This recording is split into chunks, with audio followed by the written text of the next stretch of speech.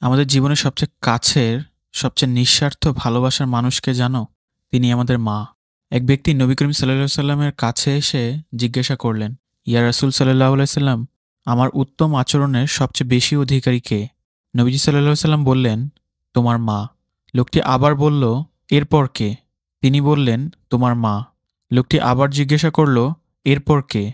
নবীজি সাল্লাল্লাহু সাল্লাম আবারও বললেন, তোমার মা। চতুর্থবার যখন সে জিজ্ঞাসা করল, তখন নবীজি সাল্লাল্লাহু আলাইহি ওয়াসাল্লাম বললেন, তোমার বাবা। ইসলামে মায়ের মর্যাদা কত উপরে! তিনি ৩ বার অগ্রাধিকার পেয়েছেন বাবার আগেও। কারণ মাই তো আমাদের জন্ম দিয়েছেন, কষ্টে কষ্টে বড় করেছেন, অগণিত রাত জেগে আমাদের জন্য দোয়া করেছেন। আজ একটু সময় নাও, মায়ের পাশে বসো, তার হাতটা ধরো, বলো, মা, আমি তোমাকে ভালোবাসি। মায়ের দোয়া সন্তানের জন্য সবচেয়ে বড় আশীর্বাদ।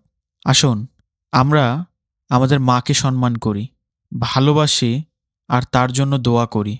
আল্লাহ আমাদের সকল মায়ের প্রতি দয়া করুন। আমিন।